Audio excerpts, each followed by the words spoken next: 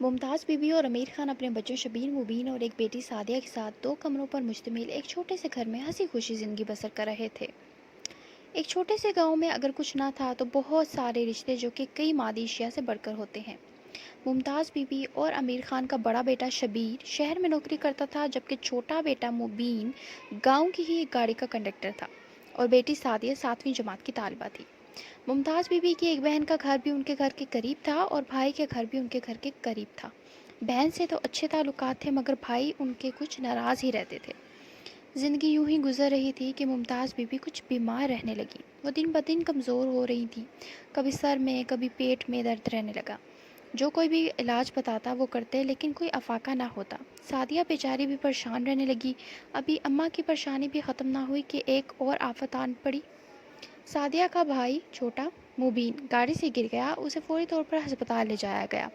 अस्पताल के सारे अखराजात गांव के चौधरी, जिनकी गाड़ी पर मुबीन काम करता था, उन्होंने उठाए। मुबीन 3 दिन अस्पताल में बेहोश रहने के बाद रोती हलकती माँ और बहन को छोड़कर हमेशा के लिए चला गया, यानी वफात पा गया। पहले बीमारी और फिर जिगर गोशे की जुदाई ने मुमताज़ बीबी को हिला कर रख दिया और वो चारपाई से लग गई। आमिर खान की हालत भी कुछ ऐसी ही थी, इसके जैसे ही कमर टूट गई हो। मुमताज़ बीबी अपने दुखों का बोझ ज़्यादा देर बर्दाश्त न कर सकी और जहाँ फाने से कूच कर गईं। आमिर खान और सादिया के भाई का तो जैसे सब कुछ ही उजड़ गया हो। आमिर खान को चुप की मोहर लग गई थी। वक्त का पहिया चलता रहा और रमज़ान का महीना आ गया। पहले तो सादिया आस पड़ोस से खाना बनवा लेती, लेकिन अब थोड़ा मसला हो गया। वो अगर इतनी छोटी नहीं होती, नहीं तो इतनी बड़ी भी नहीं थी। बेचारी 7वीं जमात में ही तो पढ़ती थी, वरना घर की जिम्मेदारियां उठा लेती। आमिर खान अंदर ही अंदर बीवी और बेटे के गम में घुल रहा था। अभी मुमताज़ बीबी का चेहरा भी पूरा नहीं हुआ था कि आमिर खान भी चल बसे। सादिया और शबीर इस दुनिया में अकेले रह गए। अब सादिया की खाला, जो कि उनके घर के पास रहती थी, उन्होंने फैसला किया कि शबीर की शादी कर दें। भाभी के आने से सादिया भी घुल मिल जाएगी और शबीर को सहारा मिल जाएगा। इस मकसद के लिए उन्होंने लड़की की तलाश शुरू कर दी। इतने में शबीर ने बताया कि मुमताज़ बीबी अपनी ज़िंदगी में उसके लिए रिश्ता लेकर एक खातून के यहाँ गई थी और फिर अम्मी बीमार हो गई थी। मैं चाहता हूँ कि मैं उसी घर से शादी करूँ जहाँ मेरी माँ चाहती थी। फिर वो लोग रिश्ता लेकर उनके यहाँ गए और उन्होंने हाँ कर दी। शादी की तैयारियां शुरू हो गई और जल्द ही शादी भी हो गई। शबीर की बीवी आयशा के आने से घर में रौनक हो गई। भाभी के जाने से सादिया भी बहुत खुश थी और शबीर भी थोड़ा मुतमईन हो गया था।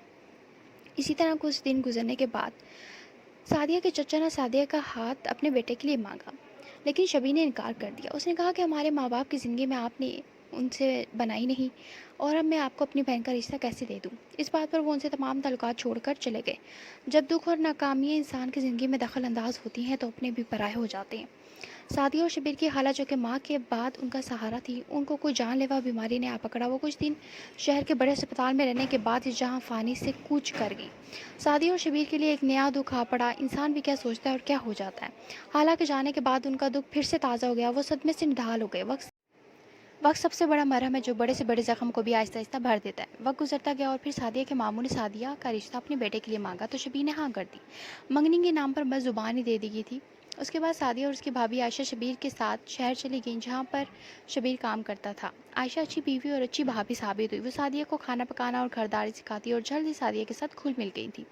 जब कभी शबीर को मुलाजमत से छुट्टी मिलती तो वो सादिया और आयशा को लेकर गाँव आता, जहाँ पर उसके माँ बाप और प्यारे भाई की यादें थी, जिन्हें वो भुलाकर भी नहीं भुला सकता। शबीर और सादिया की ज़िंदगी में अगरचे पहाड़ जैसे दुख आए थे और उनकी ज़िंदगी दुखों की दास्तान थी, लेकिन उन्होंने सब्र का दामन ना छोड़ा और बिलाखिर खुशियाँ उनका मुकद्दर बन ही गईं। तो दोस्तों, कहानी कैसी लगी? कहानी अच्छी लगी हो तो एक लाइक